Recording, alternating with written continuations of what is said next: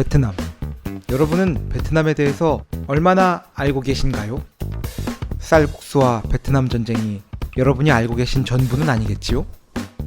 베트남 여행, 베트남 문화, 그리고 삶과 인생까지 베트남의 모든 것 굿모닝 비엔남에서 하나하나 소개해드리겠습니다. 유프로님 안녕하십니까? 네, 선생님. 네, 오랜만에 인사드립니다. 오랜만이네요. 지금 저희 어떻게? 2024년 네. 3월 2일, 3일절을 지나고 3월 2일 토요일 오전 한국 시간으로 11시고요.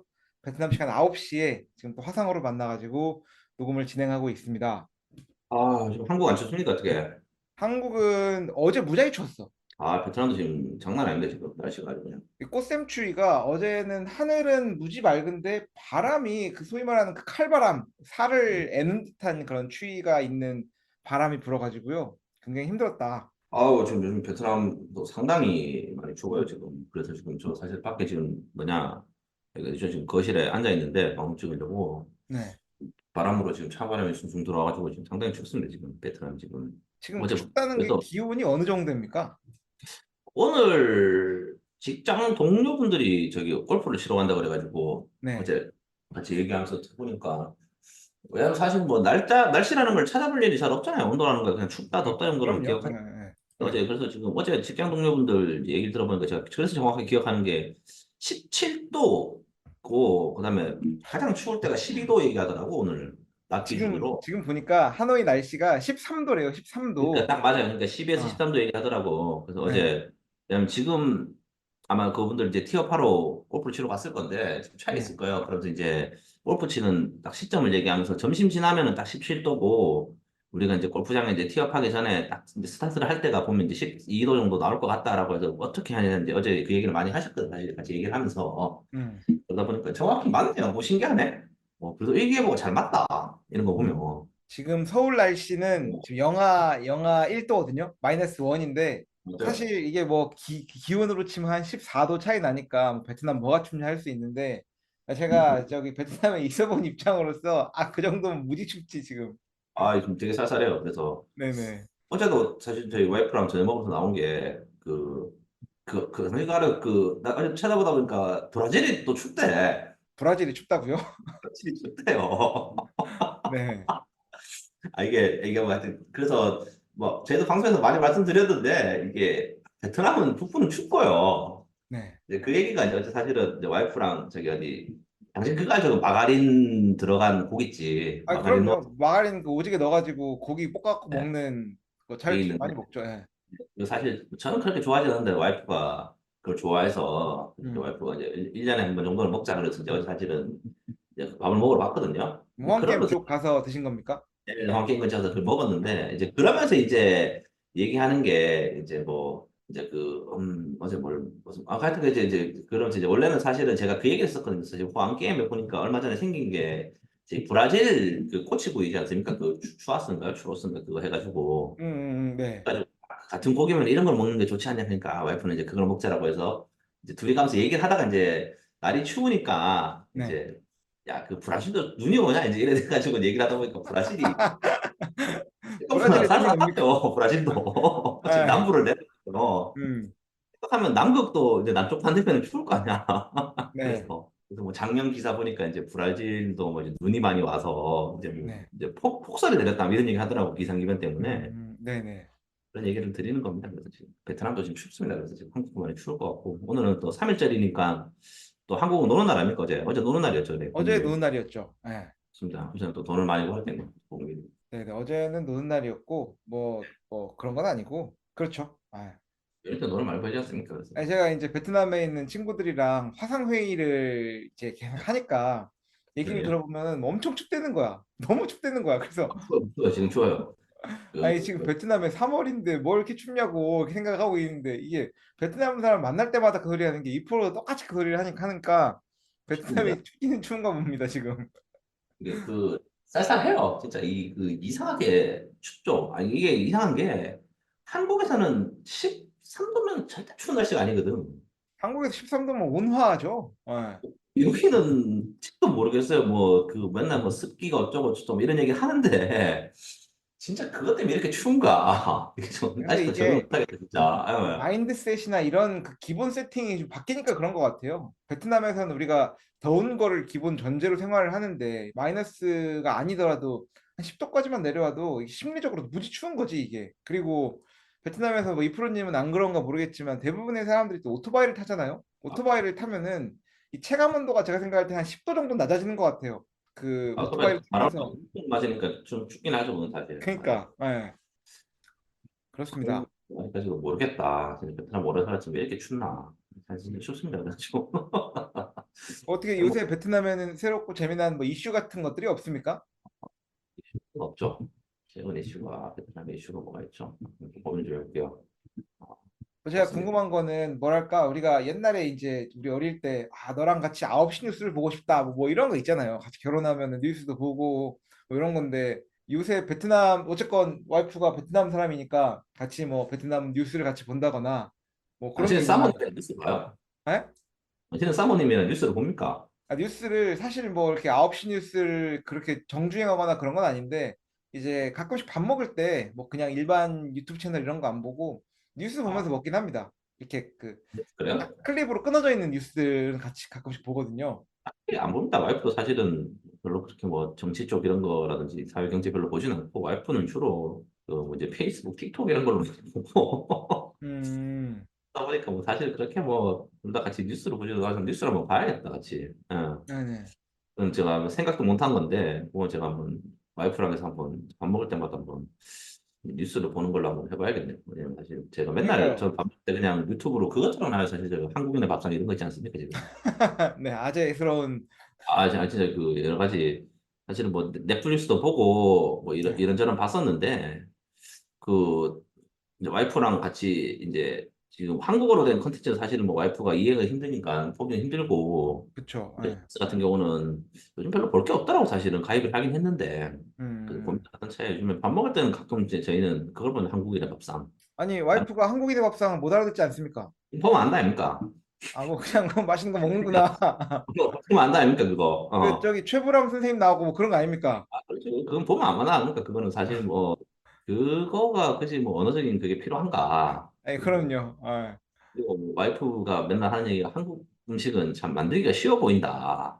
음, 맛이 상상이 되지 않습니까? 사실 한국인 밥상에서 보통 먹는 음식들이 네, 저희가 뭐 저번 방송에 그 언제 얻게 될지 모르지만도 저기 뭐냐 뭐 미슐랭 스타 이런 게 언급되는 게 아니고 보통 저기 뭐 생선찜 하면 이제 고추장 팍팍 넣고 막 고추장, 간장, 된장, 쌈, 된장 쌈장 그 맛이 상상되는 걸로 이제 사실은 보통 그 밥상에 주재료들이 뿌려지잖아요. 그럼요. 보통 예.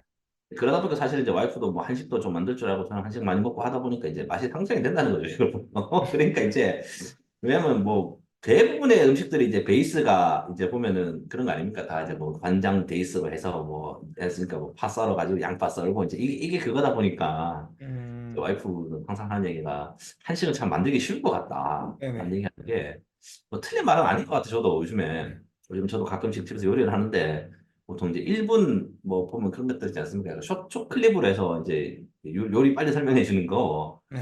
사실 거기 맞춰서 만들어 보니까 쉽게 만들더라고. 그리고 저도 이제 만들면서 쭉 생각하는 게 도대체 뭐가 들어갔나 싶으니까 뭐 대부분 고추장 베이스에 간장 베이스에 간장 한 스푼, 고추장 한 스푼, 물엿 한 스푼 뭐 대부분 이게 다잖더라고.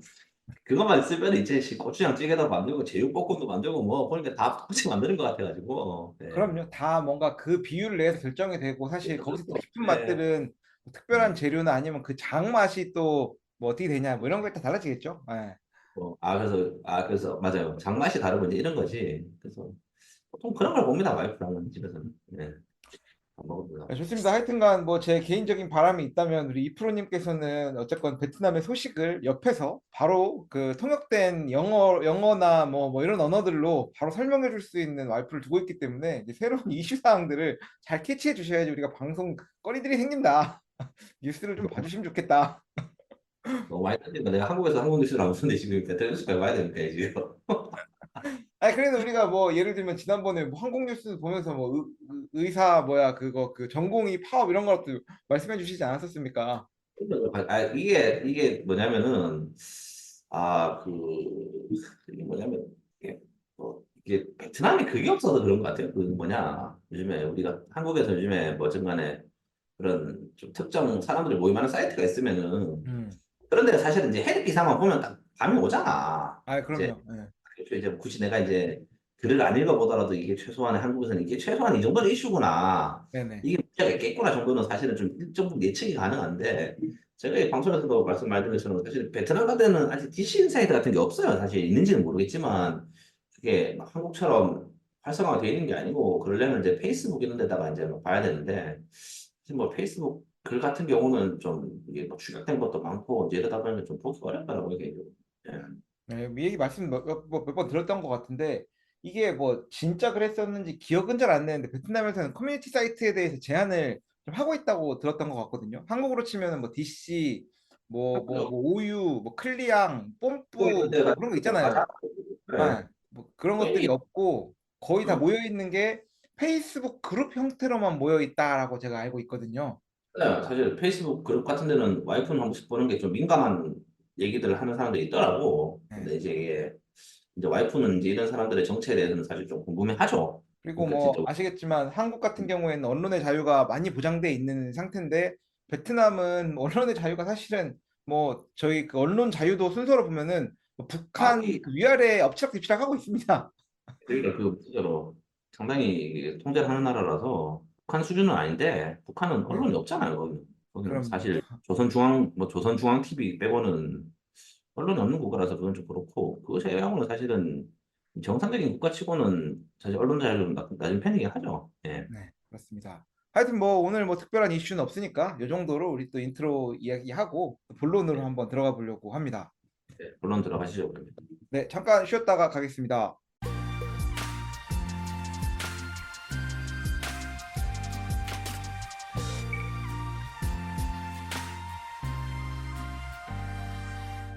네, 녹화 시작했습니다. 네, 저희가 오늘 지금 진행하려고 하는 주제가 뭔가요, 이프로님?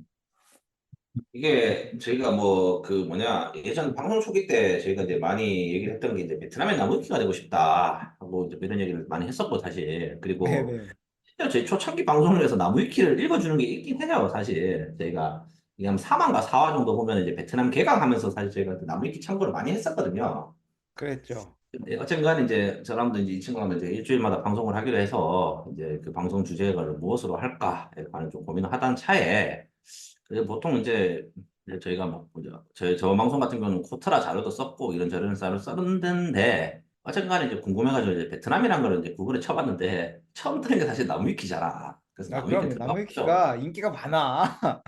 나무위키에 들어갔는데 아, 이게 저희가 7년 전, 뭐 6년, 한 8년 전, 7년 전, 뭐 이때 방송 시작할 때의 퀄리티보다 이게 너무 많은 게 추가가 되어 있더라고. 그래서 예전에 저희가 그거를 방송을 할 때 저희가 거의 하루에 끝냈잖아. 네, 갔더니 그냥 저희가 진짜 그럼요. 하루 한 음, 시간 반, 뭐 두 시간 안짝으로 해가지고 이제 쭉 읽어가지고 끝낼 수 있을 정도로 사실은 그때는 베트남에 대한 이제 그 관심도가 적었고 이제 오시는 분도 적다 보니 음, 나무 위키에 이제 그 자료 자체가 작았는데 사실 분량이 볼륨이 많지 않았어요.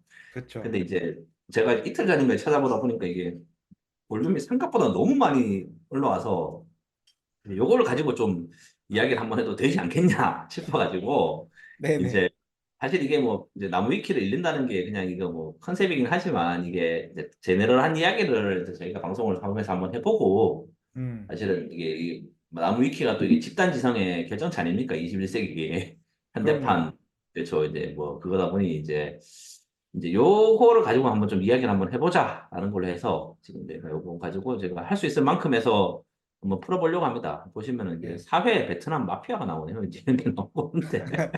뭐 자세히 아시겠지만 나무위키는 이제 뭐 일반적인 개인들이 들어와가지고 언제든지 편집도 할 수 있고 수정도 할 수 있고 하기 때문에 네. 내용에 예를 들면 뭐 정치적으로 논란이 있거나 아니면 이슈가 있을 수 있는 내용들은 잘못된 거나 편향된 것들이 많아요. 이제 그렇게 하면 누가 와서 또 지우고 가고 뭐 그런 걸 또 뭐 반달이라고 한다거나 뭐 그런 용어도 있던데. 예. 그래서 그런 사실은 것들이 이거 있어서 네, 그렇습니다. 그래서 이거 지금 많이 왔다 갔다 해요. 사람들끼리 그 바뀌기도 하고 개인이 올리는데 이게 요즘에 이거 안 그래도 당신이랑 좀 얘기하면서 이제 나무위키 역사 이런 걸 찾아봤는데 좀 무서운 게 네네. 이게 진짜 이게 나무위키 같은 이런 채널이 이제 속된 말로 이제 이제 타락을 하기 시작하면은 이게 상당히 무섭게 될 것 같아, 개인적으로는. 네네. 왜냐면 우리 모든 사람들이 생각했을 때는, 제너럴하게 생각했을 때는 그거잖아. 개인이 음, 익명성을 가지고 무언가를 업데이트 한다는데, 이게 나무위키가, 이게 찾아보시면 알겠지만 이게 이제 회사잖아요. 사실 파라과이에 법인이 있는 회사예요. 이게 아, 한국 사람들이 그럼요. 운영하는 예. 거고. 네. 그런데 이제 이 사람들이 뭐 맘먹기에 따라서 이제 그 편집자들이 음, 조작하기에 따라서 이게 상당히 이게 편향적으로 보일 수가 있거든. 네네. 사실은 저희도 맨날 그 조중동이니 뭐 한겨레니 사실은 이제 좌우 반대해서 그 저희 언론사들 까잖아요. 왼쪽은 뭐 조선일보 까고 오른쪽은 음. 저 뭐야 저희들 누구지 저 한겨레 까고 하는 게 사실 똑같은 사건에 대해서도 이게 이제 그 논조가 좀 달라지는 거에 따라서도 사실 사람들이 느끼는 게 많이 다른데 음. 좀 이제 나무위키는 이런 좀 세력들이 붙기 시작하면 이게 상당히 무서운 매체가 될 수 있다라는 생각이 들더라고요. 좀 허설이긴 한데 그래서 뭐 이제 그러니까 뭐 편집 권한을 누구한테 일방적으로 주는 게 아니라 좌우를 주니까 이게 와서 또 섞이고 하면은 나무위키 또 본부에서도 중재를 하는 것 같아. 이 글은 가입한 지 뭐 15일이 지나야 편집이 가능하다. 이 일은 뭘 해야지 하다. 이런 식으로 나중에 또 인증 권한도 주고요. 나무위키 관련해 가지고 그냥 제가 기억나는 이슈 몇 가지 말씀드려보면은 참고로 굿모닝 비엔남 저희 방송도 나무위키에 등재가 되어 있다. 그래서 심심하시면은 들어와서 보실 수가 있는데 최초로 제가 나무위키 등록한 사람은 저였고요. 그 다음에 저희 청취자분 중에서 아직 그러는너 님이라고 저희 선배 형님이 한 분 계신데 그분이 네. 저희 업데이트를 조금씩 해주시기도 하셨었고요. 제가 언젠가 하루는 마음 먹고 이 나무위키 내용들을 좀 꾸준히 업데이트를 해가고 싶다라는 생각을 했는데 너무 힘들다 보니까 지금은 이제 취소돼 있고 그게 아마 2018년 어느 때쯤으로 머물러 있을 겁니다. 그래서 나무위키라는 건 어쨌건 아무나 와서 편집이 가능하다. 심지어는 제 거 나무위키 글도 제가 편집했다라고 말씀드릴 수가 있겠고요. 그리고 이제 그 또 생각나는 한 가지가 저희가 그 굿모닝 비엔남 그 베트남과 사람들 방송을 하면서 저기 파푸아 뉴기니에 계셨던 분들 한 분 인터뷰한 적이 있었습니다. 근데 이제 그렇죠. 예, 그분이 맞아요. 파푸아 뉴기니에 있을 때 인터넷이 뭐 초당 뭐 킬로바이트 단위로 나왔대요. 그러니까 소위 말하는 영화를 본다거나 아니면 뭐 네, 영상을 본다거나 하는 거는 아예 얼씬도 못하는 정도인데 네, 나무위키는 텍스트 기반이니까 접근이 되잖아. 근데 그렇죠. 그 말을 보고 나무위키가 너무 재밌었다는 얘기를 하는데 나도 이해가 되는 게 사실 뭐 업무 시간에 예를 들면 딴짓하거나 아니면 뭔가 텍스트를 찾아볼 때 나무위키를 한번 타고 들어가기 시작하면은 이 링크 연결로 나무위키로만 1시간, 2시간씩 때울 수가 있거든. 황당합니다. 특히 나무위키 누르면 안 되는 게 그런 거 있잖아요. 저기 미스테리 사건 이런 거 있잖아요. 네. 아, 뭐 미스테리 살인 사건 뭐 이런 거 보기 시작하면은 와 링크에 진짜 장난 아닙니다 진짜 그거. 그래서 아니, 굉장히 훌륭한 매체고, 아니, 말씀을 드리는 게, 이거 제가 뭐 인트로에서 자꾸 뭐 이상한 세약과 음모론 얘기를 했는데, 사실 그런 얘기를 하고 싶은 게 아니고, 이게 다 맞지 않을 수도 있다. 라는 거를 좀 강조 드리기 위해서 사실 좀 인트로에 좀 밑밥을 깐 거예요, 이게. 말씀을 드리려면. 네, 저희가 그렇지만, 이제 예전 방식으로는 우리가 법적 고지라는 걸 항상 했었습니다. 우리가 하는 방송은 믿을 거 하나도 안 되고 필요하시면 검증 과정은 직접 거치셔라. 뭐, 당해보시면 된다. 라는 네네. 건데. 그래서 그래서 이제, 저희 그 최근에 이제 시작하기에 앞서가지고 청취자분 중에 한 분께서 저희 방송이 뭔가 너무 전문적이지 않고 그냥 일상에 있는 베트남 이야기를 좀 자유롭게 풀어주는 방송이라서 어떻게 보면은 더 청취자 입장에서 생각할 거리들과 고민할 거리들을 주는 좋은 방송인 것 같다라는 말씀을 하신 적이 있었는데 이제 그런 여백이 의미에서 묻어있는 방송이 여백입니다. 저희는 뭐 이프로나 저나 뭐 베트남을 전공한 사람도 아니고요. 뭐 베트남과 관련된 사실 뭐 저는 뭐 베트남하고 뭐 업무적으로 관련이 있지만 생활적으로는 크게 관련이 있지 않은 상황이고 이프로는 삶과 뭐 가족 여러 가지로 관련된 사람으로서 일상 생활인으로서 베트남에 대해서 느끼는 바들에 대해서 나누는 거니까요. 그렇게 편하게 생각해 주시면 좋겠다라는 걸로 저희 오늘 베트남 나무위키 편, 이게 몇 부작이 될지 모르겠습니다. 일단 베트남에 대해서 전반적으로 훑으면서 또 예. 하나하나 뭐 파고들 건데 이제 그때그때 저희가 방송 최종 몇 부작이 될지는 그때 뭐 마지막에 보는 걸로 하시고 오늘은 베트남에 대해서 나무위키 첫 번째 시간 시작하는 걸로 하겠습니다. 시작하시죠. 그래서 좀, 클리어하게. 네, 저희가 너무, 지금 이제 그 팟캐스트 음성으로 들으시는 분 계실 텐데요. 저희가 지금은 이제 유튜브로도 업로드를 하고 있습니다. 유튜브 방송으로 찾아와서 보시면은 실제로 엄사장 2%가 나와 있는 얼굴도 보실 수가 있고요. 그 다음에 이 화면을 공유하면서 녹화를 하면서 진행하고 있기 때문에 더 또 그 재미있게 보실 수가 있다. 저희가 그래도 그 귀로만 들으시는 분들을 고려해가지고 최대한 이미지에 대한 부분들은 좀 설명하면서 방송을 좀 진행하는 걸로 하면 좋겠습니다. 네, 그래서 시작을 시작하시죠. 해보겠습니다. 네. 나는 저희 뭐 베트남이란 나라가 어쨌든 이제 어디 있는지 위치는 다들 아실 거라고 생각을 하고 있고요. 베트남에 대한 풀 명칭, 한국으로 치면 대한민국이라는 이름은 베트남 사회주의 공화국이라고 되어 있습니다. 그래서 뭐 어디부터 시작해야 될지 모르겠지만 베트남어를 봐도 또 재밌는 게 공화, 사회, 주의, 비엔남 이렇게 되어 있습니다. 공화, 사회, 주니아, 비엔남 이렇게 되어 있어서 아, 베트남 말부터가 사회주의 공화국이다라는 얘기를 하고 있고요. 예. 국기는 뭐그 금성홍기라고 하나요, 이게? 김성원기죠, 이거 베라나 네. 이런 거. 이게 근데 나는 궁금한데 베트남 국기랑 중국 국기랑 비슷한 이유가 있나요? 비싼 사람 만들었겠죠. 아, 사실 근데 베트남 국기가 더 멋있긴 합니다. 이제 보면 나올 거예요. 국기라고 있어요. 국호, 국기해서 이거 한번 봅시다. 그래서 이건 또 나무위키에서 또 얘기하는 것들을 또 추후에 살펴보기로 하고요. 뭐 국장 그래서 중요하지 않고 베트남에 살펴보 있는데 3대 그런 슬로건이라고 하죠. 뭐라고 이게 뭐라고 합니까 이걸? 상징. 그 뭡니까 이게 슬로건 네. 뭐 그 베트남 이거 뭐라고 하죠? 그런데 이거 한국도 이게 있나? 나중에 찾아보는 걸로 합시다. 그래서 이게 보면 뭐가 있는지 모르겠는데 가지가 나오죠. 베트남에는 이게 네. 모든 공문서, 심지어는 일반적인 회사에서 발행하고 있는 문서에서도 이 베트남에 이걸 적어놔요. 독립, 자유, 행복, 독lập, tự do, hạnh phúc 이렇게 적어놓는데 이게 참 보면은 그 저기 뭐라고 해? 제가 누가 이거 많이 드립으로 치는 걸 봤는데 뭐 유부남들이 이 베트남의 상징이 독립, 자유, 행복 뭐 이런 무슨 재밌는 얘기네요. 아니 이걸 말씀드리면은 이게 그렇죠 이게 사실은 보통 이런 것들을 하는 게 이제 그 국가에서 중요하게 생각하는 가치고 네, 국가가 탄생하게 된 정체성이 많이 포함이 되잖아요. 그리고 이제 그럼요. 사실 한국도 그렇고 뭐 모든 국가의 헌법이라든지 글을 쓰는 거 보면 제일 윗장에 있는 것들이 사실은 그 나라의 좀 정체성을 결정하는 건데 이제 독립이라는 게 사실은 이제 베트남에 굉장히 중요한 가치였다라는 음, 거를 요거 보면 알 수 있는 거죠. 사실 이제 독립과 자유라는 것들이 네. 왜냐면 보통 독립이라는 얘기를 국호로 잘 쓰진 않아요. 국호지 국호 이게 그래 국호 아닌가 이게? 어, 국호라고 합니까? 잘 모르겠습니다. 네. 잘 쓰진 않을 건데, 네. 요거는 좀, 그래서 이제 베트남 사람들이 이제 그 역사 자체가 사실은 이게 뭐 중국, 프랑스, 미국 같은 국가들과 이게 뭐 마찰도 많았고, 사실 독립에 대한 이제 그 의지로 인해서 탄생한 국가다 보니, 베트남 사람들 같은 경우는 이제 요거를 가장 중요시 여기는 가치다라는 거고, 사실은 어제도 사실 이거 가지고 와이프랑 좀 얘기를 하다 보니까, 이거 되게 자부심을 많이 가져요. 사실은 이제 프랑스랑 미국 뭐 이런 국가들과 싸워서, 네. 국가를 정상적으로 보존할 수 있었다는 자체에 대해서 되게 자부심을 많이 가지더라고. 음, 그러다 보니까 이제 이게 국호지, 그 국호로 해야 되나? 이제 이런 거가 들어가지 않냐. 네. 한국은 이건 뭐지, 우리? 한국은 뭡니까? 다 삼성 뭐 모르겠습니다. 이런 거 아닙니까, 지금? 한국 삼성? 국호. 한국 대한민국 국호는 뭐지? 삼성 뭐 이런 거 아닙니까, 지금? 삼성이요? 삼성, 현대, LG 뭐 이런 겁니까? 삼성 내지는 거 아닙니까, 지금 우리는? 네. 네. 아, 잘 모르겠습니다. 어쨌든지 베트남 네. 사람들이 추구하는 이 독립, 자유, 행복 이런 것들을 추구하는 나라다. 굉장히 중요하게 여기는 가치다라는 걸로 보고 이제 뭐 내려와 보겠습니다. 베트남의 그, 그 뭐라고 해? 이거 그 국가는 이제 진군가죠, 진군가. 그래서 이제, 좀 이게 좀 이름부터 해서 좀 어그레시브하죠, 약간. 좀 네. 전쟁 관련 건데.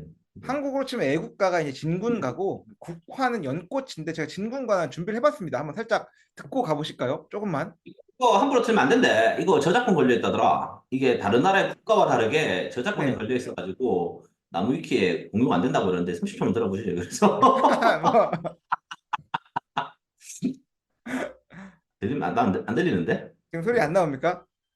이런 거 30초만 들어보십시오. 나중에 그뭐 뒷배경을 깔아주시는 거 하고 이게 저작권이 있대요. 그래서 나무 위키에 링크를 못 딴대 이거. 네네. 나무 위키에서 본 내용입니다.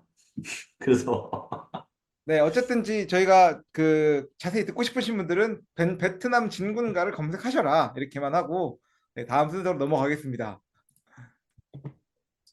베트남 국화는 뭐 누가 뭐래도 연꽃이죠, 연꽃. 곧 연꽃이 여러분들이 가장 쉽게 접할 수 있는 베트남의 연꽃화 느낌으로는 그 비엔남 에어라인 베트남 항공사를 보면은 이 연꽃이 이렇게 또리를 뚫고 있는 모습이 상징적으로 많이 보이고요. 그리고 베트남이 왜 그런지 모르겠는데 제 연꽃을 그냥 좋아하는 것 같아. 그 센이라는 게 그 뭐 저기 뭐 센 호텔, 센 뷔페, 흥센, 센이 들어가는 게 너무 많습니다. 연꽃과 관련된 뭔가 뭐 먹거리나 아니면 뭐 마사지 스파샵들도 연꽃 되게 좋아하고요. 연꽃과 관련해가지고 뭐 이프로님 잘 아시는 뭐 없습니까? 뭐 어떻게 말씀드려야 되나? 이게 이제 이 불교적 색채가 강하고 하다 보니까 사실 불교 쪽에서 이 연꽃을 되게 좀 이게 뭐 신성까지는 아닌데 되게 좋아하는 꽃이잖아요, 이게. 그런 영향이 좀 네. 있지 않나 싶고 개인적으로는 제가 베트남을 참 좋아하는 게 그 센이라고 화센인가? 그 뭐냐? 그 연꽃 씨가 있거든요. 핫센 그죠? 아, 예. 그냥 핫센. 근데 이게 막 그게 저 되게 좋아합니다, 개인적으로. 약간 네, 먹으면서 살 한국말로는 이게 연밥 이렇게 얘기하는 것 같은데, 아, 베트남에 맞아요. 연밥이 이거 많이 파는데 개인적으로 좋아해가지고 제가 혹시라도 베트남 오실 일 있으면 한번 드셔보시라. 그래서 굉장히 좋아합니다, 개인적으로. 그래서 약간 네, 그렇게 해서 이제 완전 베트남의 상징에 대해서 이게 상징이구나 알아봤고요. 네. 역사는 뭐 저희가 베트남 역사 전쟁편도 저희가 예전에 한 적도 있고 하긴 한데 그냥 여기 나와 있는 대로만 따라가 보면은 기본적인 역사는 베트남 민주공화국 수립된 게 1945년 9월 2일이다라고 돼 있고 통일 및 사회주의 공화국 수립은 1976년 7월 2일이다. 나 이건 잘 모르겠네. 7월 2일은 뭡니까? 처음 듣는 것 같은데. 이게 그 전쟁 이긴 날 아니에요? 그 아마 그 뭐냐 그 아마 그나 7월 1일인가? 아니 이거는 저기 그 우리가 모르는 내용 아니구나. 같습니다. 저희가 민주공화국 수립 9월 1일이라고 돼 있는 거는 저희가 베트남 내에서는 국경일이라는 연휴로 아, 기념을 하고 있습니다. 맞아요. 그리고 전 여기에 뭔가 남부해방 기념일이 나올 줄 알았는데 그게 아니라 뭔가 그 사회주의 아, 공화국을 수립한 날짜가 따로 있는 것 같습니다.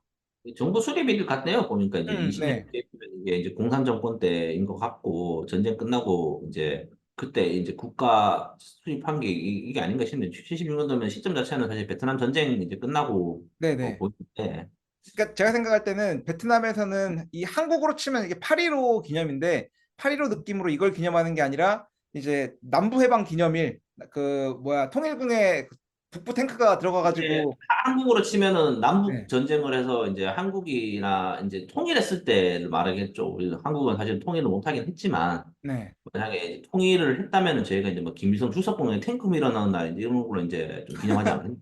네, 네, 네 출석봉에 그렇게 탱크 밀어넣은 날로 하실 건데 네 이건 아마 그거 같아요. 사실은 뭐 한국으로 치면은 뭡니까 저기 그 뭐 정부 수립 이런 거 있잖아요. 그 일제시대 대헌절 뭐 이런 거 대연절은 헌법 만든 헌법 만든 날이고 날이고 예, 임시정부 수립일 뭐 이런 거 있잖아요. 한국으로 치면은 이제 뭐 제1회 뭐 이제 그뭐 제1공화국 시작일 이런 거 있잖아요. 사실 이제 네. 이승만 정부 들어 뭐 이런 느낌인 것 같아요. 그래서 네, 그래서 76년 7월 2일이다. 이거는 뭐 베트남에서 살면서 아마 내가 생각할 때는 베트남 사람들도 이런 날이 있는 것도 잘 모를 것 같습니다. 그렇죠.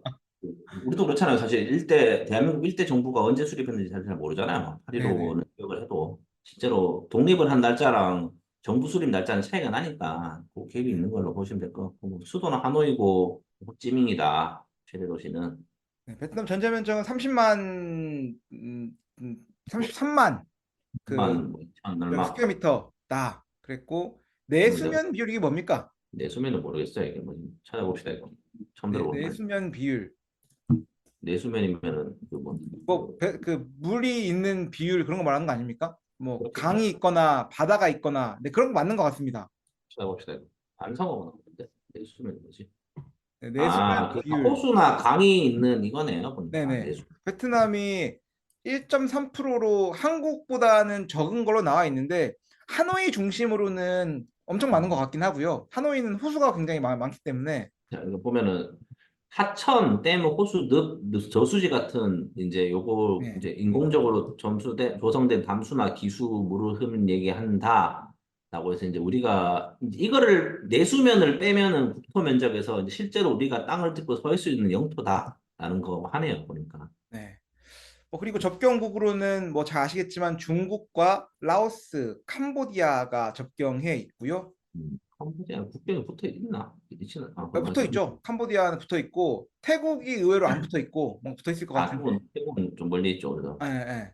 그리고 뭐 인문 환경이라고 돼 있는데 인구수는 이제 뭐 9,800만 명이다라고 나와 있는데 인구수는 발표마다 다 다른데 공식적으로 베트남 내부에서도 1억 명이 작년 4월에 넘은 넘었다는 것 걸로 같은 네. 1억 뭐 그렇게 하는데 그래서 네, 1억 맞아요. 명 넘은 1억 걸로 나오고 이제 그죠. 통계적으로 어쨌건 전 세계에서 인구 1억 명이 넘는 뭐 15위, 16위의 나라다라고 볼 수 있겠습니다. 뭐 민족들을 보면은 뭐 비해쪽, 다이족 이렇게 쭉 나오고 소수민족들에서 이렇게 나온다는 거죠. 그 출산율 관련해 가지고는 이 프로님은 뭐 좀 들은 게 있나요? 제가 듣기로는 베트남도 2명 언더로 떨어져 가지고 이게 좀 그래서 심각하다라는 얘기 들은 것 같은데. 이것도 하자면은 지금 동남아시아에서 인구가 늘어난 국가가 딱 두 군데가 있거든요. 네. 필리핀이랑 인도네시아. 음. 그리고 베트남이 지금 오피셜 출산율이 2.1이래요. 네. 근데 이제 젊은 인구들, 도시 인구 같은 경우는 사실 출산율이 줄어들고 있는 추세고, 음. 한국처럼. 이거 안 된다더라고. 음. 근데 2.1이 들어보니까 딱 그 기준이래. 인구가 유지할 수 있는 숫자가 2.1이래. 아, 왜냐면은 부부가 0.1은 만났는데 죽을 수도 있다는 거야. 그치. 사고를 당하든 죽든 뭐 사람이 생각보다 많은 비율이 이렇게 죽는가 봐. 음. 0.1이면 사실 제법 높은 숫자잖아. 그럼요. 네. 한 5% 정도냐? 그러니까 이게 하여튼 뭐 베트남이 딱 거기 걸친다 그러더라고. 그래서 네. 지금 동남아시아에서도 인구 출산율이 2가 넘는 국가가 세 군데밖에 없는데 네. 3등이 베트남이라고 그러더라고요. 네. 딱 그 현상 유지 정도라고 해서 지금 베트남 정부도 사실은 출산 장려책 지금 많이 내더라고요 보니까 지원해주고. 아, 근데 출산 장려책 얘기도 지금은 있는지 모르겠지만 제가 베트남에 있었던 몇 년 전밖에 안 되긴 하는데 그때만 네. 해도 특히 이런 그 뭐죠? 저기 당원들 이런 데는 출산 산하 제한도 많이 했다고 하고 지금도 있었다고 들었긴 했었거든요. 세 그건 명 옛날 넘어가면 안 되고. 그건 옛날 얘기일 거야. 지금 현 네. 얘기인가? 지금 당장 얘기는 아닐 것 같긴 한데 하여튼 그래서 지금은 상황은 그렇다라는 겁니다. 지금 그리고 일정이. 와이프의 친구 상황을 봤을 때는 보통 출산을 이렇게 분위기가 2명은 해야 된다 이런 게 있습니까? 이거는 좀 사실 좀 애매한 게, 네. 뭐 케이스 바이 케이스긴 해요. 사실 와이프 친구들, 아니 결혼하는 친구도 있고, 네. 결혼했는데 애가 없는 친구도 있고, 근데 네. 직장 동료들이라든지 뭐 대학교 동기들 얘기 들어보면은 애들 좀 많이 나.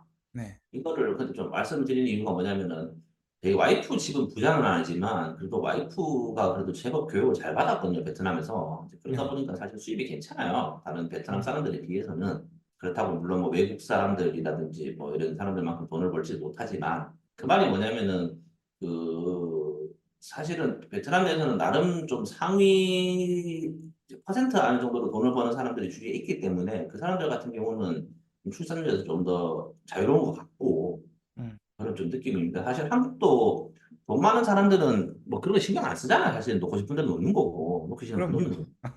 아, 사실은 이제 애매한 저희 같은 사람들이 이제 자식에 대해서 놓으면 이제 고민을 하잖아요. 사실은.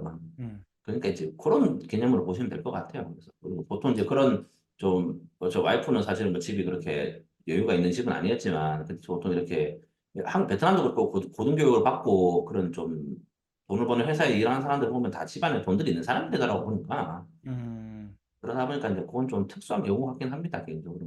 네. 네, 베트남의 인구 민족 구조 같은 경우에는 53개가 맞나요? 53개 소수민족으로 돼 있고요. 네. 네. 비에 쪽이라는 그 저기 베트남 메인 주류 족속이라고 해야 되나요? 어쨌건 이런 소수민족이 아니죠. 주를 차지하고 있는 게 비에 쪽인 거고 그 다음으로 뭐 따이족, 타이족, 무엉족, khmer 족, 몽족, 농족, 화족 기타 이런 것들이 있습니다. 이 화족 같은 경우에는 화교고요. 그 중국계가 그 화교로 돼 있는 거 크메르 쪽은 캄보디아죠. 캄보디아 쪽도 섞여 있고요.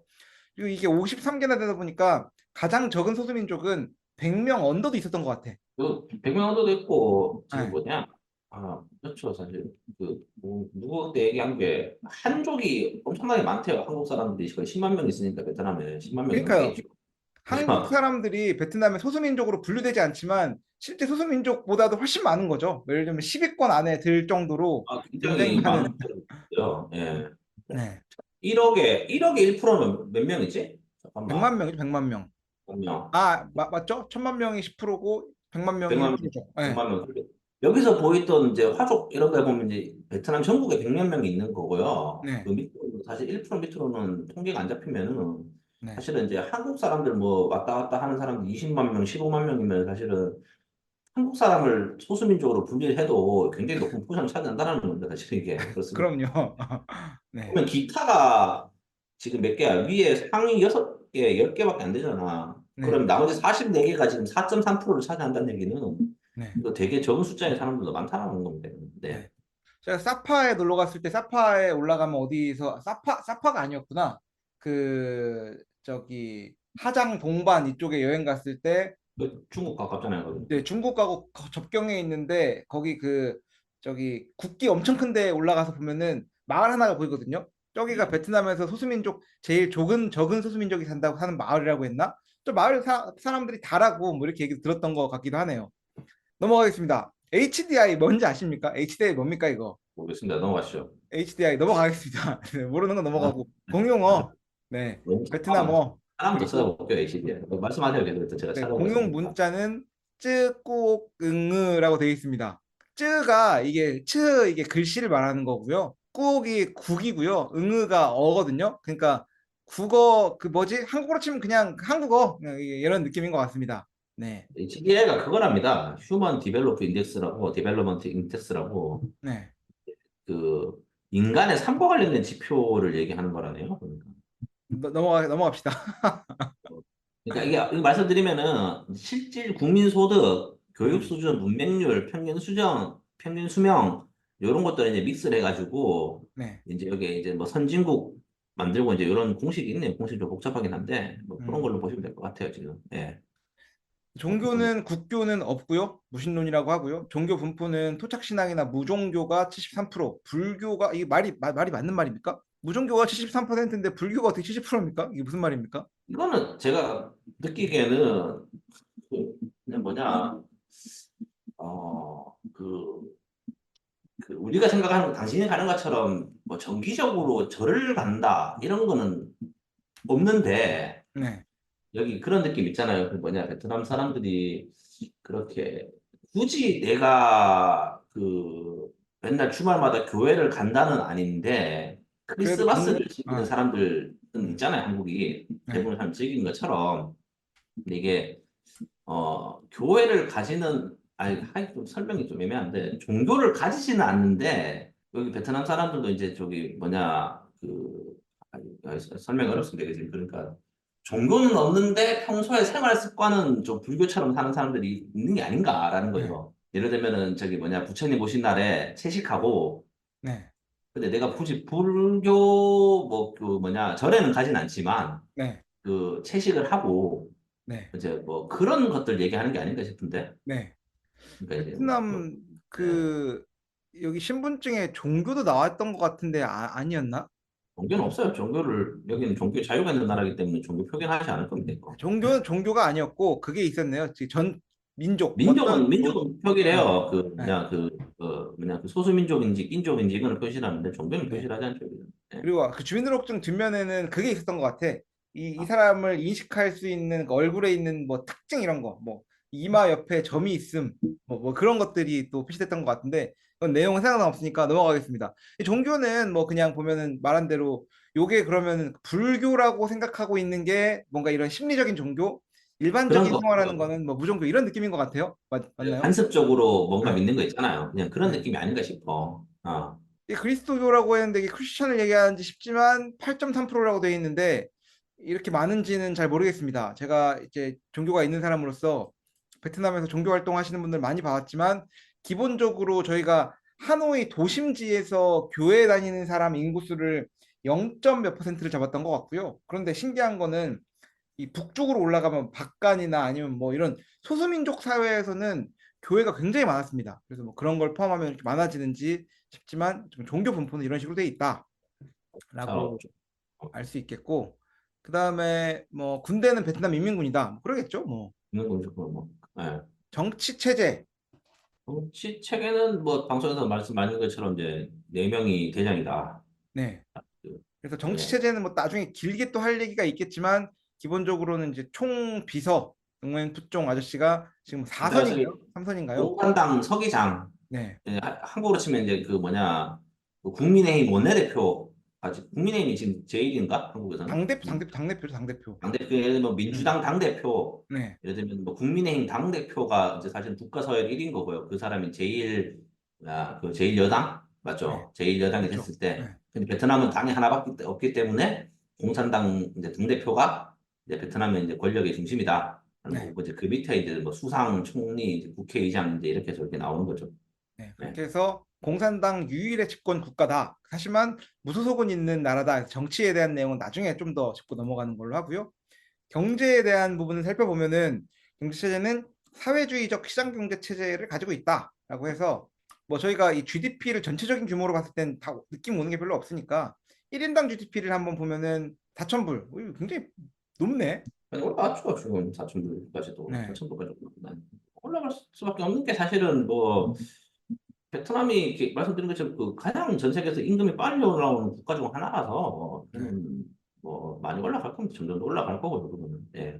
네. 그리고 이 PPP라고 하는 거는 그 뭐야? 이거는 아마 저기 GDP라는 게 딱 USD 혈 형태로 돼 있으니까 뭐 국가별 비교가 명확하지 않아가지고 새로운 비교 기준이 이제 PPP라는 게 있는데 그걸로는 11,000불이다라고 되어 있습니다. 그러면 이거는 뭐 굳이 뭐 길게 볼 네, 필요 뭐 없을 것 같아요. 네, 예, 뭐 넘어가겠습니다. 동화를 사용한다. 단위 뭐 필요 없는 것 같습니다.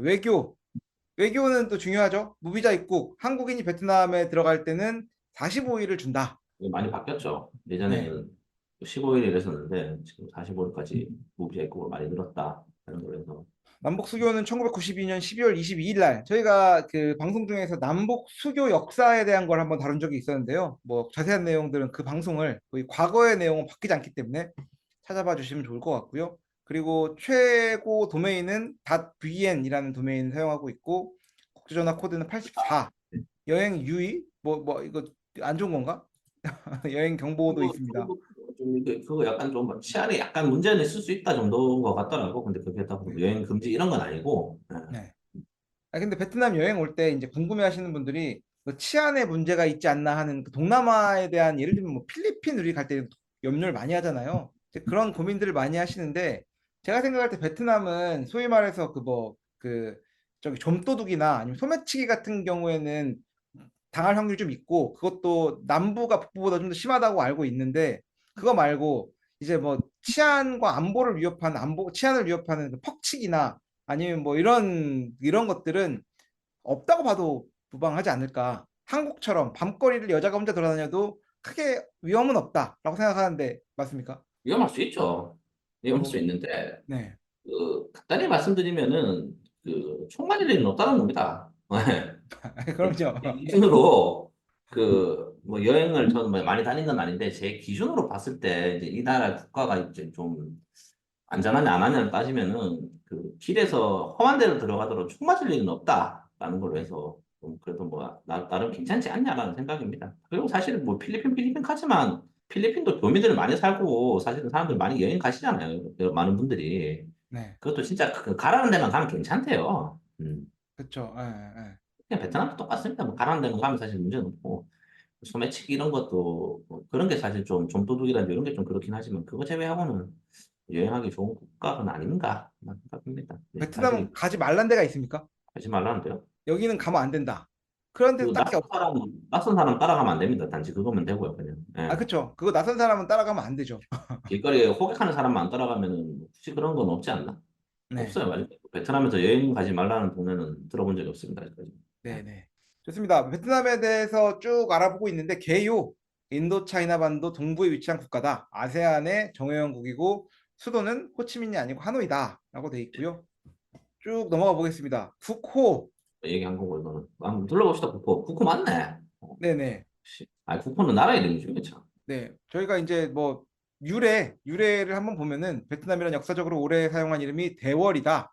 왕조가 바뀌면 나라 이름도 바뀐 한국사나 중국사와 다르게 베트남에서 왕조가 바뀌어도 대월이란 이름을 이어왔다. 왕조가 남월이라는 이름을 고치려 했고 청나라 중국 남부 지역을 점령한 과거 기원전 남월 왕조와 연관지어 생각할 것 우려해서 남월을 뒤집은 월남이라는 호칭을 제안했다. 응우엔 왕조가 이에 찬성하면서 대월은 비엔남이 되었다라고 되어 있습니다. 그래서 아직도 저희는 뭐 월남 많이 그러잖아요.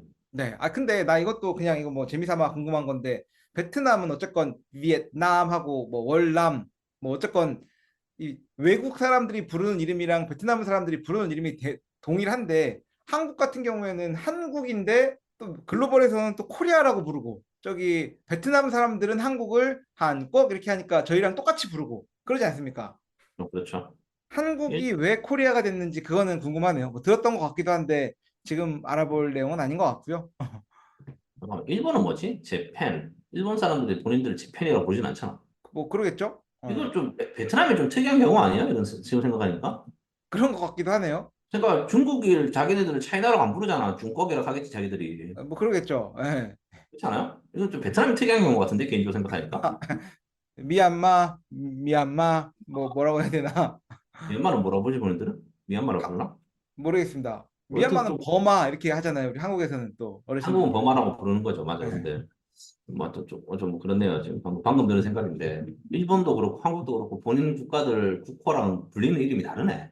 예, 어쨌든 뭐 그런 나라다라고 봐주시면 될 것 같고요. 쭉쭉 넘어가겠습니다. 저희가 이 방송은 나무위키를 흐르는 거기 때문에 끝이 없을 수가 있어서 한 적당한 시점에서 딱 끊고 또 다음 방송으로 이어서 가는 걸로 해보겠습니다. 네. 국기입니다. 베트남의 국기는 붉은 바탕에 커다란 노란색 별 하나가 새겨진 것으로 금성홍기라고 한다. 금송이 베트남. 없다.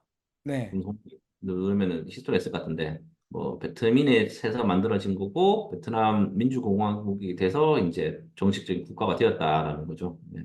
금성홍기를 한번 또 들어와서 한번 보면요. 채택은 1940년도에 했다라고 하고요. 는 크루띠엔 씨가 만들었네요. 네. 코친차이나 봉기에서 처음 사용이 되었고, 붉은색은 독립운동 때 흘린 피, 노란색은 베트남인, 별은 각자의 농민, 뭐 이런 것들을 상징한다고 되어 아, 있는데, 각을, 이건 그냥 의미 부여한 거 아닌가? 네, 한 명 더 여기, 있었으면은 여섯 개가 됐나, 별이? 그러니까 여기 중국과의 관계가 아직 명시되진 않은데, 그건 아무래도 그 오성 홍기에 중국을 쳐보면 되지 들어가면은, 않을까? 네? 영향을 받 중국 국기 쳐보면 되나? 뭐 넘어갑시다. 뭐 중국 네, 일단 국기를 얘기할 건. 넘어가도록 하겠습니다. 베트남의 자연입니다. 네, 열대 지역인 만큼 동물들이 많고, 아시아 코끼리, 물소, 사울라가 뭡니까? 말레이시아 그렇죠. 천갑산. 눌러보니까 무슨, 뭐 약간 그 무슨 염소 같은 거 튀어나오더라고. 그러니까 이게. 아, 예. 표범, 삭, 빈투롱. 빈투롱이 뭐 유명했는데, 빈투롱을 한번 눌러보십시오. 근데 많이 들어본 건데, 이거 아마. 무슨 이게 약간, 생겼는데? 이게 원숭이 같은 건데, 사양 고양이 같은데, 이게 무슨 멸종 위기종 맞지? 아, 이거 내가 왜 봤는지, 이것도 제가 예전에 나무 위키로 동물 찾아보다 보니까 튀어나온 게 빈투롱이었거든. 내 이름 기억하는 건데, 지금 이게. 네. 이게 동남아시아에 태양, 산다. 어, 그래서 이게 고양이도 약간, 아니고 곰도 아니다. 라고 그렇죠. 되어 이런 있네요. 거 베트남에 있다고 하네요, 보니까. 예. 네. 올려봅시다. 그런 뭐 특이한 예. 것들이 살고 있다. 코끼리도 있다고 하는데, 코끼리는 본 적이 없고, 네. 있는지 모르겠어요, 이런 거 다 보면. 예를 들어 히말라야 원숭이 이런 게 베트남에 왜 있을까요? 지금 여기 보면. 진짜 있는지 아니, 모르겠는데. 그렇게 치면 여기 필리핀 원숭이도 왜 있는 거야? 그러니까 물건 나왔나? 필리핀에서? 비행기 타고 하는지 모르겠는데. 네. 그거 좀 봅시다, 이거. 아니, 뭐 는 그렇게 치면 한국에도 뭐 어디 뭐야 팬더가 살고 있다 할 수 있는 거 아닙니까? 근데 붉은 정강이 투크는 뭡니까? 이런 거 좀 봅시다. 이거 궁금하지 않습니까? 이제 원숭이네요, 원숭이. 붉은 발의 제프 귀엽네요. 이런 건 도대체 어디서 볼 수 있죠? 제가 이런 걸 되게 보고 싶어 하거든요. 그래서 개인적으로는. 이런 거는 제가 기억하기로는 그 푸꾸옥 같은 데 가면은 뭐 이런. 그 말고 그 주에 있는 거 말고 저는 좀 와일드한 걸 보고 싶어요. 대신 그 사실 제가 당신 그 다낭 인터컨티넨탈 가면 야생 원숭이들 있잖아.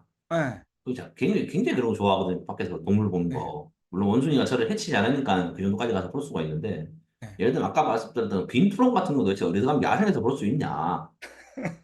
아, 궁금하잖아. 이게 제가 굉장히 궁금해. 이거 되게 좋아해가지고 동물 보는 네. 좀 보고 싶긴 한데. 아니, 멸종 위기라는데 그걸 어디서 찾습니까?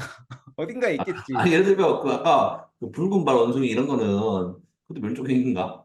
아니, 어디 근데 살지? 이게 그런 것 같아요. 우리가 베트남이라고 생각하면 생각나는 그런 뭔가 영상 속 이미지는 그 조성모 뭐 아시나요? 이런 거 보면은 뭐그 밀림 아, 나오잖아요. 그리고 또 없어요, 내 말이. 불금을 나본 적이 없어, 이거체. 그러니까, 아니, 밀림이 예. 있다니까. 그리고 또 그 영화 그래서, 중에서 뭐가 있나요? 그러니까, 그 뭐, 알포인트니 영화니 이런 거 보면 다 우리가 기억하는 거는 사실 베트남에 대해서 아직도 정글, 고엽제, 막 사실 음, 이런 식으로 우리가 이미지 메이킹이 많이 하잖아요. 사실 기존 네네, 영화들은. 네, 그러니까 예를 들면 제가 말씀드렸던 그 빈투렁에 살려면 정글이 있어야 되는데, 음. 아직까지 베트남을 제가 뭐 많이 다녀보진 않았지만, 이 정글이 없거든, 주위에. 아니 근데 주위는 당연히 하노이니까 없죠. 근데 조금만 벗어나 보면은 정글이라는 게 진짜 꽤 있다. 아, 많이 가봤어요, 있어. 정글? 어. 그 소위 말해서 제가 생각할 때는 그 우리가 그 였던 브릿지 그 응, 하노이 공항에서 응. 내리면은 저희 였던 브릿지 쪽으로 온단 말이에요. 예. 그래서 이제 하노이 시내로 들어올 때 홍강 다리를 건너요. 근데 홍강 다리 건널 때 보면은 오른쪽 아래로 그런 그 대나무 밀림이 펼쳐져 있는 게 있거든요. 그러니까 그런 게 아직까지 개발이 안 돼서 그렇지 밀림이 도심지 그게 좀만 내려가 보면은 엄청 많습니다. 이 베트남 밀림이. 밀림이라고 해야 되나? 뭐 하여튼 뭐 그래서 알겠습니다. 그런데 가면은 이 그 뭐야 이 이런 빈트롱 이런 게 있을 수도 있다. 빈트롱 있지 않나? 아니 그냥 보고 싶은데 이런 거 있지 않습니까? 예, 아, 그렇게만 하고 이 지리로 넘어가 보겠습니다. 뭐 여기 나오잖아요. 흔히 베트남 하면 밀림을 떠올리지만 베트남 면적에서 수배 비중은 37%에 불과하다. 보면 한국보다 숲 비중이 적을 거가 아마 내가 알기로 그렇지 않아요? 숲과 산간지 비율은 한국보다 낮지 않나? 그러니까 37%면? 한국은 뭐 절반이 산이고 뭐 그러지 않았나요? 아, 그러니까 네, 물론 19세기 때만 해도 베트남 대부분 지역은 밀림으로 덮여 있었지만 농경 목적의 개간이나 베트남 전쟁 때 고엽제 살포로 인해서 숲이 남아있지 않았던 적도 있었기에 요즘에야 정부에서 국립공원을 지정해서 보호 중이다라고 돼 있고요. 국립공원 가면은 빈트롱을 볼 수 있나? 좀 찾아봐야겠습니다. 이게. 베트남의 국립공원이 어디 있나요? 몇 군데 있다 들었어요. 저기 뭐 중부 쪽이랑 해서 우리 그것도 국립공원 됐잖아. 옛날에 저기 홍약개방. 뭐냐 빰약개방도 국립공원이 됐고 빰약개방은 야뭐 가려니까 돈 많이 들구만 거기는. 거기 한 3천 불 정도 내면은 3박 4일 캠프 가고 그런다는 거 알고 있는데. 그거 하기 전에 뭐 와이프랑도 한 얘기를 했었어요. 빰약개방 얘기를 하는데 그뭐 사전에 등록해야 되고 막 한 달 전인가 두 달 전에 뭐 해서 뭐 복잡하더라고 생각보다. 네. 그래서 뭐 그런 거 해서 뭐 저 뭐냐 국립공원 있다고는 들었어요. 어디가 있는지는 잘 모르겠는데 찾아보니까 몇 군데 있긴 하더라고. 네, 생각보다 풍약개방 말고 아는 국립공원이 없네요. 아, 거기도 국립공원이네. 그거 그 어디야? 우리 많이 가는데 하롱베이. 할롱도 국립공원인가? 하롱베이 당연히 국립공원일 것 같은데 아닌가? 갑자기 냄새 난다 아닙니까? 거기 빈트롬이 없어요 가면은 뭐. 아, 그럼요. 거기 넘어가겠습니다. 그래서 기타 동남아 국가인 태국, 인도네시아, 미얀마, 말레이시아도 우리가 생각하는 것만큼 삼림 비중이 얼마 되지 않는다. 한국인이 생각하는 것처럼 길가마다 밀림 수준은 아니지만 개발 안 된 지역은 풀과 나무가 많이 보인다. 제 의견이 그렇습니다. 네. 호안게임 호수 근처에는 국보급 크기의 나무가 많이 있다. 그런가요? 나무 많잖아 그 가로수로. 네. 근데 그 호치민 지무실인가 거기에 있는 망고 나무가 엄청 크잖아요. 그 방송 말씀드린 것 같은데. 깜짝깜짝 놀랐는데 그 망고 따는 직원이 있다는 것 같더라고 안에서. 아, 그런가요? 이름이 왜냐면은 뭔가요? 그게 망고가 떨어지면 사람 몸에 맞으면 큰일 나거든. 망고 나무가 엄청나게 높아요. 진짜 그 생각하는 것처럼 그게 네. 아니고 네. 진짜로 무슨 뭐 저기 뭐 무슨 만화책에 나오는 것처럼 높은 나무인데 그걸 네. 제가 그걸 들었어요. 정기적으로 해서 망고를 안 따주면은 관광객들이나 사람 지나가다 망고 맞으면 사고 나니까 아, 그런 사람이 있다고 들었어요. 그래서 길거리에 보면은 이게 뭐 과일 따고 망고 따고 하는 사람들 저도 종종 보거든요. 네. 이제 그런 것들이 다 연관이 있다는 것 같더라고요. 예. 네, 한국보다는 낮지만 베트남도 인구 밀도가 꽤 높다.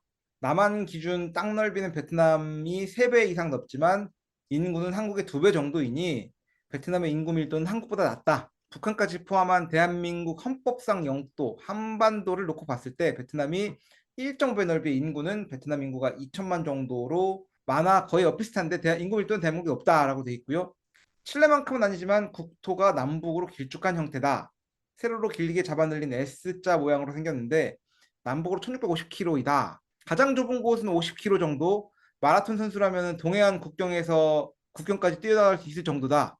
적도에서 가까운 동남아시아 국가들이 받는 맥트카토르 도법의 효과와 길쭉한 모양의 영향으로 지도상 넓이는 한반도와 비슷해 보이지만 실제로는 베트남 면적이 한반도의 1.5배나 되는 상당히 넓은 영토다라고 되어 있습니다. 음, 넓죠. 나라가 길어서 그렇지.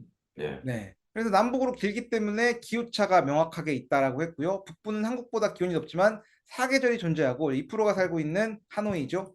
남부는 전형적인 열대 몬순 기후다. 그리고 이런 긴 지역 덕분에 지역 차이도 존재하고 지역 감정도 오래전부터 있다. 베트남의 대표 도시인 호치민과 하노이에 각각 남북에 존재하는 탓에 도시 문화가 다르며 사용하는 어휘도 약간씩 다르기도 하다라고 했습니다.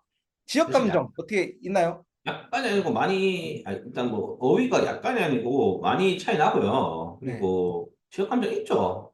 그 이 지역 지역 감정이 감정이 이게 그 경상도와 전라도가 하던 뭐 지금이 한국도 지역 감정이 괜히 없어지고 뭐 세대 간 갈등 이런 걸로 바뀐 모습이 있는 것 같긴 한데 이런 경상도와 전라도의 관계 이런 지역 감정은 아니지 않습니까? 북한하고는 사실 별로 좋지 않지 않아? 그러니까 북부 남부 같은 경우는 사실은 뭐 역사적으로도 좀 그렇기도 하고 네. 그리고 그 지역 감정 있죠. 특히 뭐 대표적으로가 이제 그 뭐 탱화 같은 지역 북부에 있는 거기는 태국 사람들은 다 안 좋아하잖아 베트남 사람들이. 그거 그렇죠. 진짜로 그 그거는 이제 지역 감정이 아니라 그 도시에 대한 특정 도시에 대한 감정인 느낌인 것 같고. 북부 남부가 뭐 나쁘진 않지만 그런데 제가 보기에도 그렇게 뭐 엄청 썩 그 뭐랄까요 그 감정이 좋은 것 같지는 않긴 하던데 사실은 음, 그냥 직원들 예전에 들어보면은 뭐 북부 사람이 남부 사람이 뭐 이런 얘기들 많이 하잖아요. 쉽게 쉽게 하고 여기 사람들. 네. 그래서 좀 그런 게 있지 않나 싶습니다. 개인적으로는 너무 없는 것 같지는 않고. 근데 네. 사실은 이건 다 좀 말이 좀 오팬 게 지역 감정이 없는 국가가 있나? 싱가포르 예를 들어 그런 싱가포르 같은 그 도시국가. 굉장히 음, 작은 거 있는데 일본도 보면은 뭐 관동 사람, 관서 사람, 오사카 사람이 어떤 자기네들끼리 얘기 많이 하고 네. 한국도 뭐 전라도니 경상도니 뭐 이런 얘기 하고 음. 보면은 사실 우리는 뭐 지역 감정 얘기하는데 이게 없는 국가가 있나 싶은데요. 나는 개인적으로 요즘 드는 생각인데. 그 지역 감정에 대한 그런 정의를 음, 똑바로 하고 가야 되는데 그냥 뭐 지역에 대한 느끼는 생각이나 이런 게 있다라고 하면 그런데 제 말은 이제 뭔가 그렇죠. 이런 그 서로 간의 지역 갈등? 지역 갈등 네, 그렇게 뭐 뭐 넘어가겠습니다. 그냥 제가 살면서 느꼈던 거는 하노이에는 호치민 사람들이 와서 일하는 경우가 진짜 별로 없다. 근데 호치민에는 하노이 사람들이 많다. 아, 그건 맞아요. 좀 음. 신기하네. 호치민 사람들은 하노이 와서 일을 안 합니다. 왜 그런지는 모르겠습니다. 당연하죠. 호치민이 돈을 더 잘 버니까 그런 거 아닐까요? 예, 주요 하천으로는 홍강과 메콩강이 있다. 그래서 뭐 홍강 삼각주 뭐 이런 얘기 많이 하잖아요. 삼각주에는 넓은 평지가 있어서 논농사가 활발하며 하노이, 호치민, 하이퐁, 건터 등 주요 도시가 있다. 후에가 위치한 중북부 해안 지역에는 해안 평화가 있으며 중남부식 해안 지역은 야 이거 뭐 저기 고등학교 때 배우긴 한 것 같은데 뭔 소리인지 기억은 안 나는 리아스식 해안이다라고 되어 있습니다. 계란식 해안 뭐 이런 거 아닙니까? 레아스식 해안. 아, 네. 여기 그 안에 뭐 섬 많고 이런 거 같은데. 근데 또 네. 그런 기억은 안 나는데 모르겠네요, 진짜. 맞아. 그 이외의 지역은 서쪽의 안남 산맥을 중심으로 한 산악지대이며 서쪽 캄보디아 국경지대에는 고원지대가 있는데 이 지역은 커피 산지로 유명하다라고 되어 있습니다. 여기가 이제 거기 뭐 달랏이나 아니면 부온마토 같은데. 부온마토원 네, 쪽이죠. 부온마토원은 그거 좋다더라. 나중에 커피 꽃이 피는 시즌이 있대. 네. 부온마토원이. 그 와이프 말로는 그때 가면 되게 예쁘고 좋다 그러더라고요. 그러니까. 제가 부온마토. 작년 4월 달에 부온마토에 다녀왔었는데 네. 어쨌든지 네, 그 최서단에는 푸꾸옥 섬이 있는데 베트남 본토에서 40km 떨어져 있으나 캄보디아에서의 거리는 5km도 안 된다. 동쪽으로는 남중국해와 접하고 있는데 베트남에서는 동해라고 부르고 중국의 황사, 쩌영사 제도의 영유권 문제로 다투고 있다라고 돼 있네요. 그, 아마 그 푸꾸옥이 예전에는 그거였을 거예요. 아마 그 뭐냐. 그 나라, 그 캄보디아 거였을 거야, 아마. 네, 지금 그렇게 됐는데. 네, 푸꾸옥 섬에 대해서 한번 또 알아보고 가면은 이엔장성 서쪽에 위치해 있으며 베트남에서 가장 면적이 큰 섬이자 최서단에 있는 섬이다. 뭐 캄보디아와 여행을 양국 많이 사이, 네, 했죠. 네, 푸꾸옥 좋습니다. 푸꾸옥 가보십시오. 저 다녀왔습니다. 좋아요. 안 가봤습니다, 여기까지. 네, 오늘은 저희 그 시간이 길어지는 관계로 이 기후까지만 하고 마무리하면 좋을 것 같은데 기후, 북부는 아열대, 열대 뭐 이런 것들이 다양하게 섞여 있다고 하고요. 제가 이 뭐 그 저희 영상으로 보시는 분들은 이제 상세한 뭐 기온표 같은 것들이 나와 있어요. 근데 보면은 다른 건 잘 막, 모르겠지만 네. 달랏이라는 곳은 기온이 비슷하다. 굉장히 좋다. 저희가 이프로랑은 이제 팟캐스트를 인연으로 해서 저희 달랏 초청받아 가지고 한번 갔던 적이 있었잖아요. 아, 훌륭했죠. 네, 그때 이제 함께 했었던 선생님들 잘 계신지 궁금합니다. 그렇죠. 근데 날씨가 진짜 좋다고 달라졌는데 진짜. 네. 아, 진짜 돈 있으면은 저는 제 개인적으로 달라스에 별장 잡고 살고 싶어요. 아주 날씨 네. 좋습니다, 진짜. 달랏은 여러분 그 베트남이 덥다고 생각하는데 달랏은 저기 그 베트남 왕조의 그런 그 여름 별장 같은 곳이 있었던 곳이라고도 하고요. 기온이 에어컨이 없어요, 에어컨이. 그게 왜냐면 맞아. 그 시원하거든. 이게 있지 않습니까? 사실 한국처럼 우리 어릴 때는 사계절이 있다는 게 되게 좋은 거라고 배웠잖아, 한국에서. 네. 우리 어릴 때는.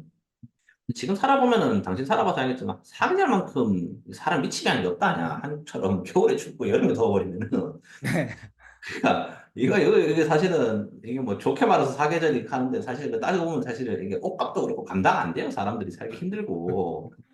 그래서 그 얘기 있잖아요. 그 한국에서 뭐 외래종들 한국 넘어오면 다 죽는다고 지금. 네. 그러니까 우리 원래 그 뭐야 저 우리 그 불의 옥장 불의 이거 옥잠. 불의 옥장인가 그게 미국이나 다른 국가를 가면은 그 진짜 말도 안 되는 번식력 때문에 모든 국가에서 큰 문제가 생기는 품종이래요. 네. 근데 한국에서는 겨울은 못 견디고 다 죽어버린다는 거지. 어, 게 많대요. 그런, 우리 한국에 잘 모르는데 우리가 막, 우리 옛날에 보면 무슨 뭐 말벌 뭐 하면서 막 있었잖아요. 그 뭐 중국에서 왔다 이러면서 뭐 환경을 그거 지금 다 죽었대. 겨울 못 견디고 여름 못 견뎌가지고. 네. 그게 뭐냐면은 이게 사실은 좀 이게 사계절이라는 게 그렇게 좋진 않아요. 한국처럼 극단적으로 춥고 덥고 하면은. 근데 네네. 달랏이 좋은 이유가 뭐냐면은 야, 이게 적당히 덥고 적당히 추워. 그래서 맞습니다. 이게 장난이 좋아요. 그게 진짜. 그러니까 이게 베트남 사람들이 그런 표현을 쓰더라고 달랏에 대해서 하루 안에 하루의 계절에 사계절이 있다는 얘기를 하더라고. 멋있는 말이네. 네. 그러니까 예를 들면 아침에는 이게 진짜 이른 아침에는 겨울에 쌀쌀함 이런 거 있잖아요. 그 다음에 네. 뭡니까 저기 겨울에 쌀쌀함 그 다음에 뭐지요? 그 다음에 이제 뭐 아침에 봄의 이제 따뜻함. 국 먹는 시간 되면은 이제 가을에 선선함, 네. 낮이 되면은 있지 않습니까? 이제 여름에 따스함 뭐 이런 것들을 이제 해가지고 누가 그때 달랏에 대한 표현을 쓸 때 하루 안에 사계절이 다 들어간다는 말을 하더라고요. 근데 굉장히 공감되는 얘기고 사실 가보니까 되게 좋았어요, 달랏은. 예. 제가 이제 기온표를 보니까 이제 당연히 봄, 가을, 겨울에 기온차가 있어야 되는데 달랏은 연중 내내 20도라는 온도가 걸쳐 있네요. 보니까 그래요. 7, 8월 달에는 약 18도에서 한 25도 사이를 왔다 갔다 하고 있는 것 같고요. 겨울에 되면은 좀 온도가 좀 내려가죠. 15도에서 한 24도 사이 정도 왔다 갔다 하는 게 굉장히 어쨌든 달랏은 제가 한 4번 정도 가본 것 같은데 굉장히 좋은 도시였다. 여행하기도 좋고 날씨도 좋고. 네, 한국에서는 베트남 하면 1년 내내 더운 열대 국가라는 인식이 강하지만 남북으로 길쭉한 나라인 만큼 지역별로 차이가 있다. 하노이를 중심으로 하는 북부 지방은 대만 및 중국 남부와 비슷한 온대 기후로 여름 옷으로는 가끔 추울 수 있지만 나름대로 뚜렷한 겨울이 있고 일부 고산지대의 경우 온대 기후에 가깝고 눈도 내린다. 베트남은 한국보다 남방이 부실하기 때문에 추울 수도 있다. 2013년 12월 16일 제 생일이었죠. 제 생일에는 폭설도 내렸고 해를 넘겨 불과 한 달 뒤에 또다시 폭설이 내렸다. 뭐 그런 적이 있었나요? 저는 하노이는 안 내렸는데. 그러니까 하노이를 말하는 건 아니지 아니, 않을까? 뭐 아마 저 상간지방이겠죠. 저기 어디 뭐 라오카이나 저런 네네. 데 왔을 수도 있는데. 네. 하노이에서는 물 보면은 큰일이 나지 않을까, 개인적으로.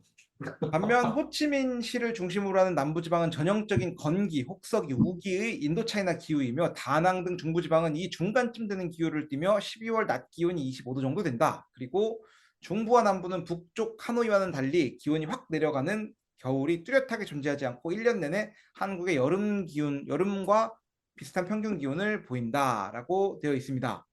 네, 그렇죠. 강우량은 전국적으로 연평균 1800mm 정도이나 우기 때는 더 높은 강우량을 기록한다. 호치민시를 비롯한 남부 지역은 우기 5월에서 10월과 건기 11월에서 4월과 6개월씩 교차되며 수도 하노이를 비롯한 북부 지역은 미묘한 사계절의 변화가 있어 연말과 연초의 기후가 한국의 4월 날씨와 유사하다. 우기 시에는 하루 30분 정도의 게릴라성 폭우가 내리는데 최근에는 기후 변화 현상으로 인해 하루 종일 비가 오는 때가 많다. 의외로 하노이를 비롯한 북부 지역은 강수량은 적은데 습도는 높은 경향을 보이며 그래서 겨울 체감 온도가 꽤 쌀쌀한 편이다. 분명 16도에서 19도대 2월 평균 기온인데 현지인들은 2%도 마찬가지로 두꺼운 오리털 잠바를 입을 지경이다. 2018년 11월 31일에 영상 한파에 못 이겨 50대 인력 거꾼이 동사한 채 발견되기도 했다. 참고로 베트남의 기온이 영상 10도 이하로 떨어지면 유치원 초등학교가 7도 이하로 떨어지면 중학교가 휴교를 하는 일이 벌어진다. 네, 춥답니다. 이거는 상상도 못하겠다. 지금. 오늘 이게 얼마였죠? 아까 15도라고 그랬죠. 저희 방송 시작할 때 얘기한 네네. 게. 15도도 이렇게 추운데, 야, 7도면, 거짓말 안 하고, 그, 사무실에 아무도 출근 안 할 것 같은데, 진짜로.